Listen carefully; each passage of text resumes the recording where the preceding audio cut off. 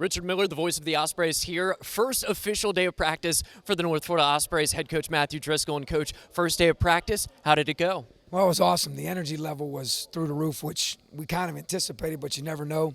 Guys are excited to be back. They're extremely hungry, and they understand what we're trying to do, how we're trying to do it, and the culture in which we set in place. The standard in which is expected of us has really come through with these guys. And just being in the locker room before the practice and listening to them answer certain questions and certain things that are coming about, and then coming out on the floor, watching them coach each other, watching them coach the young guys that didn't play last year, watching them coach those guys through different things.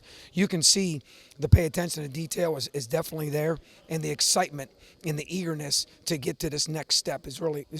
I'm really excited that these guys understand what it is, and it's only October 2nd. The off season was great, but it's great to get back in the gym with the guys and all the new faces. Well, I feel like we're gonna be good. I know it's a little shaky getting into the first day and getting to know everything, but Nick looked good today. CJ looked good. DeAndre looked good. I think we're a player coach team, so without coach having to say too much to them, those guys will be fine. And we've been working since June 22nd for this day, and then for the next month until we get to the season. So it's great to be back out here with the guys. You know, one last ride for Beau, myself, Trent, and ID. So I mean, trying to make the most of every single day out here. It's kind of surreal. Beau and I joke around in the room that we never thought we'd even get to this day because how difficult it was freshman year. But being here now, it's a blessing to be here. And, I mean, we're just really enthusiastic for what this season could bring, and every day we got to get better. The most important game of the year is the game we're playing.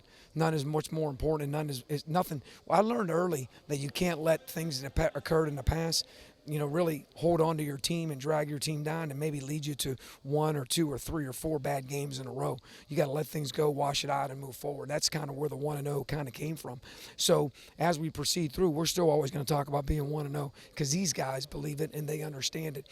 But really the one thing we talked about this year is not only to be the standard, to understand that you guys have set a standard and a mark that's extremely high, but to remain humble and hungry. And I think the key word in there is hungry, because I think our guys are extremely humble, but to remain hungry and know we come between the black lines.